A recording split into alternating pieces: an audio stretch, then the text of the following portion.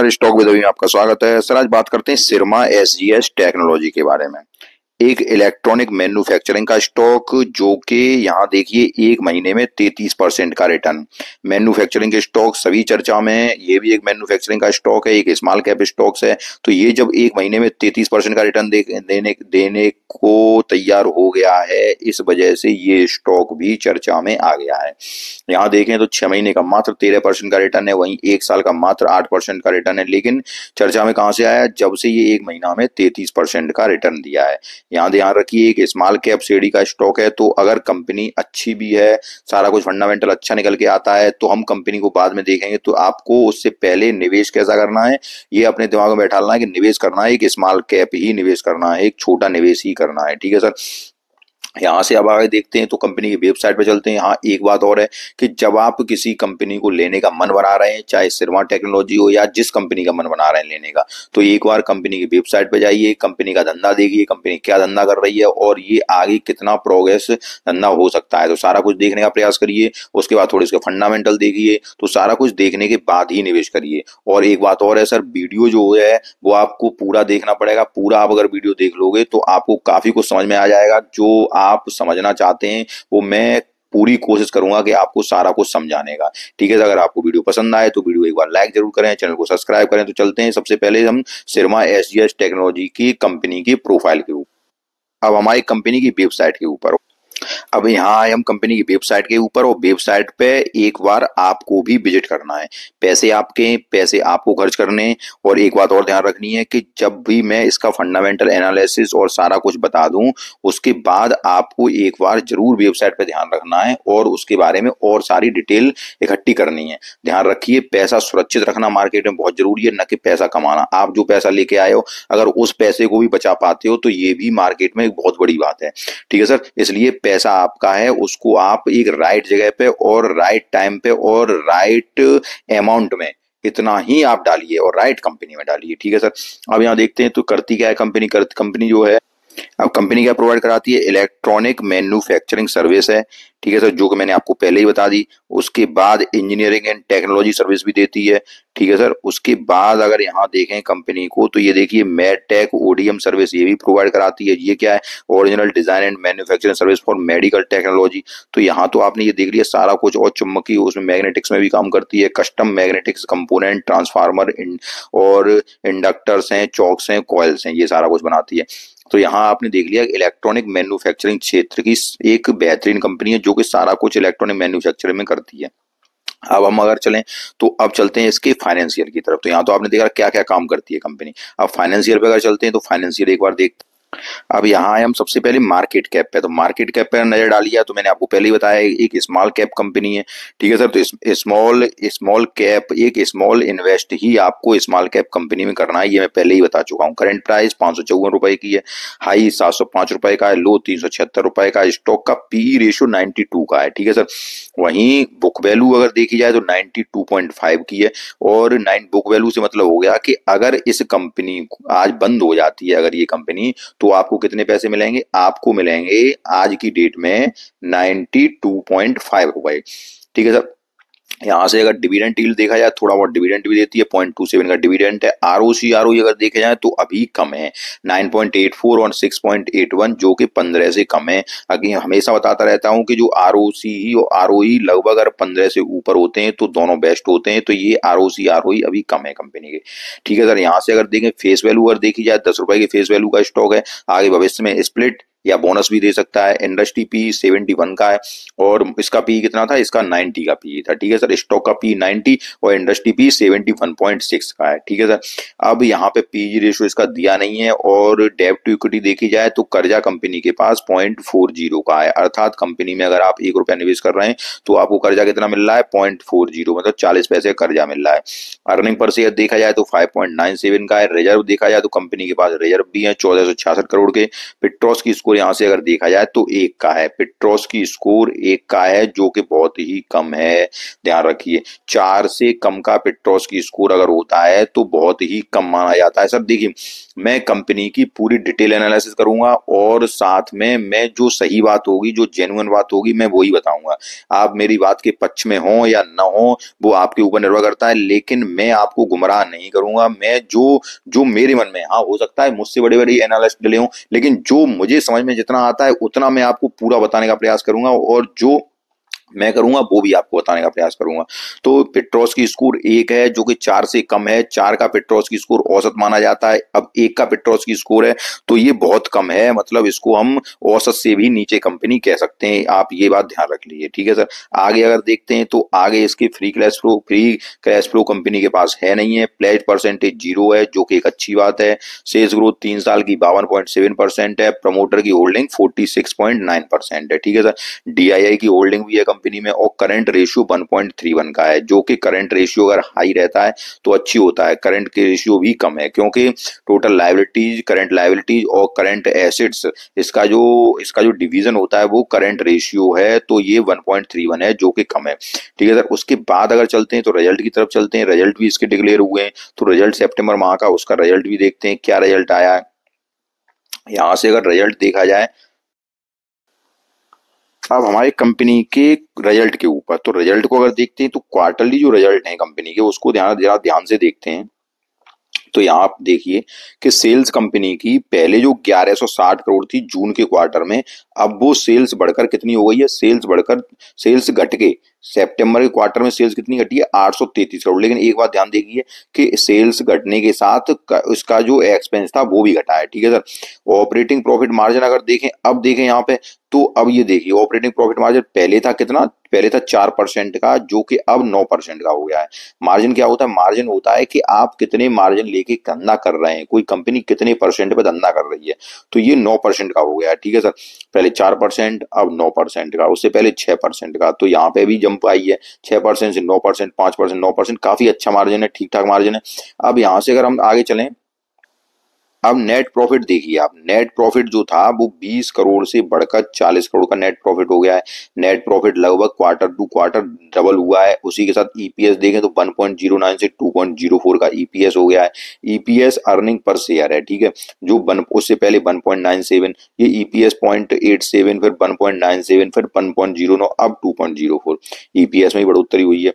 अब यहाँ से अगर हम थोड़ा सा प्रॉफिट एंड लॉस की तरफ चलते हैं, अब हमारे प्रॉफिट एंड लॉस की तरफ, जो कि साल दर साल का जो डाटा दिया है, ये कि बैलेंस शीट जो कंपनी में या प्रॉफिट एंड लॉस साल दर साल एक ही बार प्रदर्शित होता है हर साल में। तो यहाँ पे अगर देखा जाए तो साल दर साल अगर देखें हम, तो 862 करोड़ की जो सेल्स थी 2020 में, अब वो 3800 लगभग 33 की हो गई है। और यहाँ पे अगर ऑपरेटिंग प्रॉफिट देखा जाए तो 135 से अब 228 का हो गया है ऑपरेटिंग प्रॉफिट।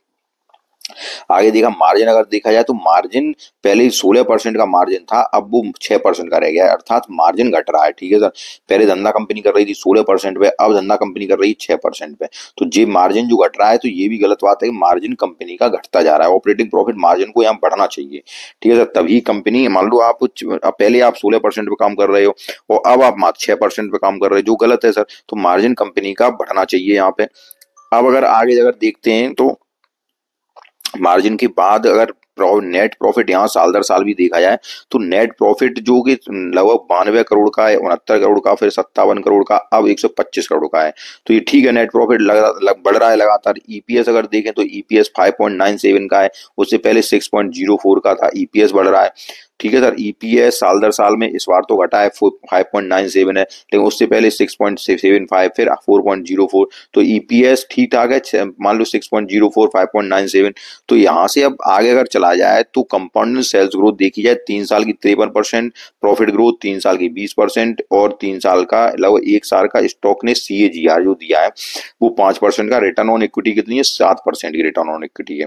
थोड़ा सा बैलेंस शीट पे भी अगर नजर डाली जाए तो फिक्स्ड एसेट कंपनी के ये देखिए फिक्स्ड एसेट मान लो लायबिलिटी, टोटल लायबिलिटी कितनी है, टोटल लायबिलिटी जिसमें कर्जा दिया गया है 656 करोड़ का कर्जा भी है, और कर्जा के साथ रिजर्व अगर कंपनी के देखे जाए तो रिजर्व पहले 1435 थे, अब 1466 के हैं। रिजर्व तो बढ़े हैं लेकिन कर्जा ही बढ़ रहा है कंपनी के पास, ठीक है। कर्जा बढ़ने के बाद अगर यहाँ देखे जाए टोटल लायबिलिटी 3688 करोड़ से अब 3967 करोड़ की हो गई है, जिसमें अब यहाँ एक अच्छी बात है कि फिक्स्ड एसेट कंपनी के लगातार बढ़ रहे हैं, ठीक है सर। ये देखिए आप 296 करोड़ उसके बाद फिक्स्ड एसेट लगातार 1172 करोड़ पे आ गए हैं, जो कि एक बहुत अच्छी बात है। कार्य प्रोसेस में चल रहा है वो अब 45 करोड़ का चल रहा है, जब कार्य पूरा हो जाएगा तो वो भी फिक्स्ड एसेट में आ जाएगा। इन्वेस्टमेंट अगर देखा जाए तो कंपनी ने इन्वेस्टमेंट भी कर रखा है, ये ठीक है। अदर एसेट्स कंपनी के पास 2626 करोड़ के हैं, तो ये ठीक है। अब यहाँ से एक चीज नजर आई कंपनी में, ये देखिए कि जो 296 करोड़ के फिक्स्ड एसेट थे अब वो 1172 करोड़ के हो रहे हैं। फिक्स्ड एसेट से मैं थोड़ा सा आपको तात्पर्य समझाऊं कि आपके पास फिक्स्ड अमाउंट कितना है। जैसे आपका पास मान लो मकान बना है, कोई आपसे पूछे आपके पास फिक्स कितना है, तो आप बता दो हमारे पास मकान बना है, या हमारे पास जो और भी संपत्ति है जो कि फिक्स है कि ये संपत्ति हम तुरंत बेच के, हमारे पास कंपनी के पास इतना माल है, तुरंत हम इतना माल दे देंगे अपने पास से, तो वो फिक्स्ड एसेट है, ठीक है। तो कंपनी के पास फिक्स्ड एसेट बढ़ रहे हैं, जो कि एक अच्छी बात है, ठीक है। तो बैलेंस शीट सही है कंपनी की, फिक्स्ड एसेट लगातार बढ़ते जा रहे हैं। अब अगर हम देखा जाए यहाँ से, अगर हम देखते हैं रेशियो, अगर देखें तो रेशियो को मैं मुख्य रूप से बताता हूँ। रेशियो में क्या होता है, रेशियो से आपके कंपनी के कामकाज का पता चलता है, कंपनी कामकाज कैसा कर रही है।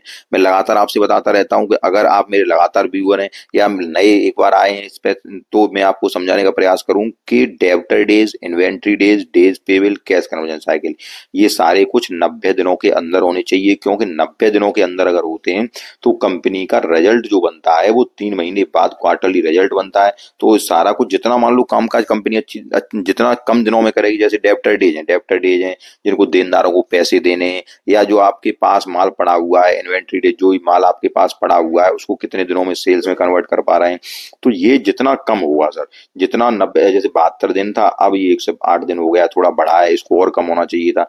ये 139 दिन मार्च 2023 में, अब 146 दिन हो गए, ये भी थोड़े बढ़े हैं। और इसके बाद मार्च 2023 में अगर इसका देखा जाए, डेज पेबल देखे जाए तो 116 दिन थे, अब उन्होंने 178 दिन कर लिए हैं, ठीक है। लेकिन कैश कन्वर्जन साइकिल ठीक है, मान लो पहले 95 दिन की थी, अब 76 दिन पे आ गए।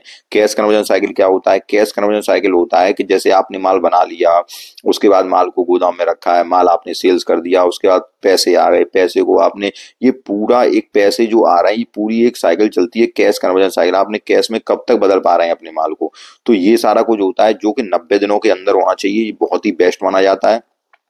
लेकिन ये ठीक है, अगर कंपनी और अच्छा प्रदर्शन करेगी तो 90 दिनों के आसपास ले आएगी, मान लो कुछ ज्यादा अंतर नहीं है।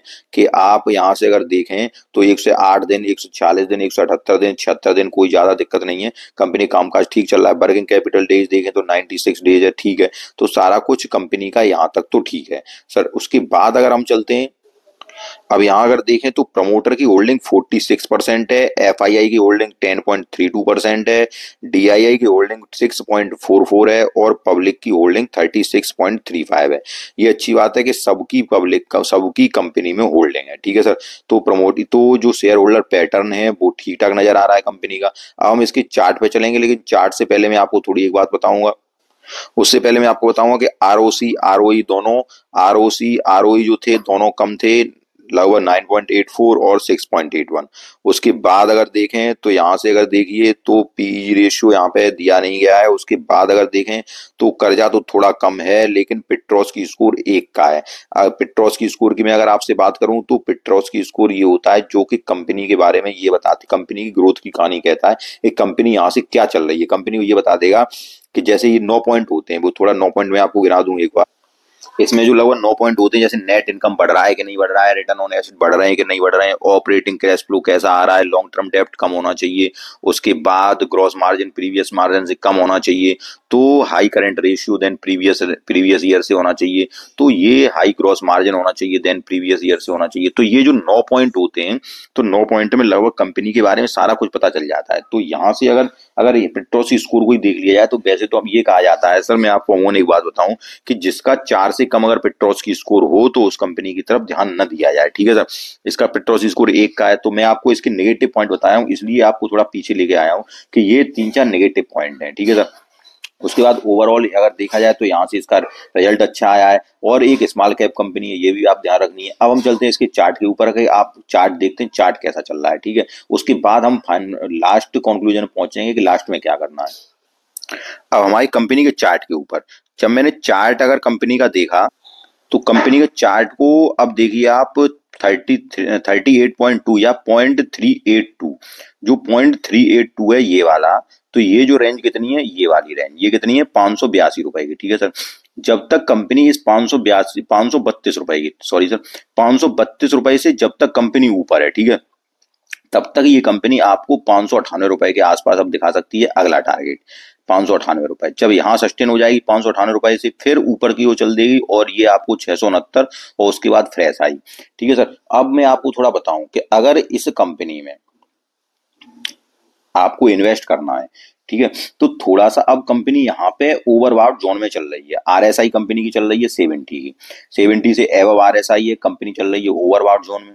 जब ओवरबॉट जोन में चल रही है अब आपको निवेश करना है। दोनों बातें बताऊं मैं आपको, निवेश करना है तो निवेश क्या करना है, निवेश के लिए आपको करना है एक स्मॉल कैप स्टॉक है, ये आपको ध्यान रखना है। पेट्रोस की स्कोर 1 का है, औसत से भी कम है।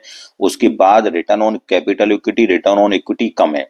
लेकिन क्या है, लेकिन इलेक्ट्रॉनिक मैन्युफैक्चरिंग में स्टॉक काम कर रहा है। फंडामेंटल उतने अच्छे नहीं है जितने के अच्छे मैं आपसे ये कह दूं कि आप आंखें बंद करके जाइए और कंपनी में निवेश कर दीजिए, मैं ये बात आपसे नहीं कहूंगा। लेकिन फंडामेंटल उतने, मतलब मैं कहूँ डिक्सन टेक्नोलॉजी जैसे फंडामेंटल हैं या काइनास टेक्नोलॉजी जैसे फंडामेंटल हैं, तो उतने जबरदस्त इस कंपनी के फंडामेंटल नहीं है।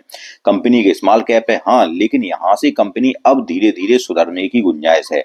तो जब ऐसी गुंजाइश कंपनी की होती है तो हमें क्या करना होता है, तो हमें एक स्मॉल इन्वेस्ट, अगर आप इन्वेस्ट करना चाह रहे हैं तो एक छोटा इन्वेस्ट एक रखना होता है। वो किस लिए, वो इसलिए मैं बता रहा हूँ क्योंकि इलेक्ट्रॉनिक मैन्युफैक्चरिंग में काम कर रही है और इलेक्ट्रॉनिक मैन्युफैक्चरिंग के जो भी स्टॉक हैं वो आज से 2-3 साल बाद यहाँ से एक बम्पर आपको रिटर्न दे सकते हैं। अगर कंपनी अच्छा प्रदर्शन करेगी तो यहाँ से एक बहुत ही जबरदस्त रिटर्न दे सकती है, क्योंकि इलेक्ट्रॉनिक मैन्युफैक्चरिंग, इंडिया को इलेक्ट्रॉनिक मैन्युफैक्चरिंग का भी हब बनना है, ये ध्यान रखिए। एक विकसित देश होना है तो इलेक्ट्रॉनिक मैन्युफैक्चरिंग प्रधानमंत्री जी की योजना भी है, ये गवर्नमेंट की पीएलआई स्कीम में भी शामिल हो सकते हैं इलेक्ट्रॉनिक मैन्युफैक्चरिंग, जिसमें कि काइनास टेक्नोलॉजी हो गया, डिक्सन टेक्नोलॉजी हो गया, पीजी इलेक्ट्रोप्लास्ट हो गया। तो बहुत ही जबरदस्त स्टॉक हैं तीनों के तीनों, PG Electroplast, Kaynes Technology, Dixon Technology. अब बात हमने सिरमा की तो रिजल्ट इसने बेहतरीन पेश किया है, लेकिन आपको इसमें निवेश अभी उतना ही करना है। जब इसके और फंडामेंटल हो जाएंगे तो हम उसके रिजल्ट, अपना पैसा और बढ़ाते जाएंगे। मान लो हमने थोड़ा निवेश अभी कर दिया, फिर 3 महीने बाद, जो केवल उसके लिए कहानी है निवेश, निवेश करने के लिए सर, मैं इसको ट्रेडिंग पर्पज में नहीं बता रहा हूँ, जिनको निवेश करना है मैं उनके लिए कह रहा हूँ। अब बात आती है दूसरी बात मैंने आपको बताई, तो ये तो आप समझ रहे होंगे निवेश आपको किस प्रकार करना है। दूसरी बात आती है कि अब आपको क्या करना है, ट्रेडिंग करनी है। तो ट्रेडिंग आपको कहाँ करनी है, अब चूंकि आरएसआई ऊपर चल रही है, ट्रेडिंग का मतलब जब शॉर्ट टर्म गेन लेना है, तो शॉर्ट टर्म गेन कहाँ लेना है, तो उसके लिए जब कंपनी इस प्राइस से 685 रुपए से, या थोड़ा सा अगर नीचे लाऊं तो यहां अगर देखूं तो ये जो ये है इसका, यहां से ये वाली जब इससे ऊपर निकलेगी और ये प्राइस लगभग होगा आपका यहाँ से ये जो प्राइस होगा, ये प्राइस है लगभग 674 रुपए, ठीक है सर। जब आप 674 रुपए से ऊपर निकलेंगे तो ये हॉरिजेंटल ब्रेकआउट करेगा, जो कि बहुत ही बेहतरीन माना जाता है, ठीक है सर। स्टॉक बहुत ही सेफ हो जाएगा, उस तब स्टॉक के ऊपर जाएगा। यहाँ से जब 674 पहुंचेगा तो 674 के बाद स्टॉक यहाँ से रॉकेट की स्पीड में जाएगा, ये बात आप जरूर ध्यान रखें। पहले का हाई कितना था, 700 का, और जब यहाँ से 674 के ऊपर निकलेगा स्टॉक तो फिर आपको ये 1000 की तरफ बढ़ता हुआ दिखाई देगा। लेकिन कब, जब फ्रेश हाई लगाएगा 674 के ऊपर निकल जाएगा और वहां सस्टेन हो जाएगा, तब ये 1000 की तरफ जाएगा, न कि अभी। क्योंकि अभी क्या होता है, एक बात और मैं आपको बता दूं कि स्टॉक फ्रेश हाई या ब्रेकआउट तभी करेगा जब स्टॉक के फंडामेंटल बहुत ही जबरदस्त होंगे, तो स्टॉक यहाँ से ब्रेकआउट करता चला जाएगा, ठीक है सर। उससे अगर जिसको फंडामेंटल नॉलेज नहीं होती है तो अगर चार्ट बेसिस पे ही ध्यान रखें तो फंडामेंटल ज्यादा जरूरी भी नहीं होते हैं। फ्रेश हाई कब लगाया, फ्रेश हाई लगाया 674 के ऊपर लगाएगा, जब फ्रेश हाई वहां से लगाएगा तो फिर स्टॉक यहाँ से रॉकेट की स्पीड में जाएगा और 1000, 1200, 1500 की तरफ चलता हुआ चला जाएगा। तो जो जिसको शॉर्ट टर्म के लिए इन्वेस्ट करना है तो वो कहाँ इन्वेस्ट करना है, 650 से ऊपर इन्वेस्ट करे। जिसको लॉन्ग टर्म के लिए इन्वेस्ट करना है, लॉन्ग टर्म के लिए अभी स्टॉक ओवरबॉट जोन में चल रहा है, थोड़ा सा नीचे आने दें, और नीचे आने के बाद अगर स्टॉक आपको 532, उसके बाद 500 रुपए से नीचे, ये जो रेंज है 509 रुपए के आसपास, यहाँ पे स्टॉक मिले तो आपको थोड़ा इन्वेस्ट करना है। और बड़ा इन्वेस्ट कब करना है, जब कंपनी फंडामेंटल और सुधर जाए तब बड़ा इन्वेस्ट करना है। और अगर आपको बड़ा इन्वेस्ट करना है तो आपके लिए 2-3 कंपनियां तैयार हैं, पीजी इलेक्ट्रोप्लास्ट है, काइनास टेक्नोलॉजी है, डिक्सन टेक्नोलॉजी है, बहुत ही जबरदस्त स्टॉक हैं। और अगर आपको एसजीएम सिरमा एसजीएस टेक्नोलॉजी लेना है तो एक थोड़ा सा इन्वेस्ट करना है, छोटा इन्वेस्ट करना है, और उस इन्वेस्ट को 2-4 साल के लिए छोड़ देना है। तो मैंने आपको सारी कुछ बताने बातें समझाने का प्रयास किया। अगर सारा कुछ आपको समझ में आया तो वीडियो को लाइक कीजिए, चैनल को सब्सक्राइब कीजिए। धन्यवाद।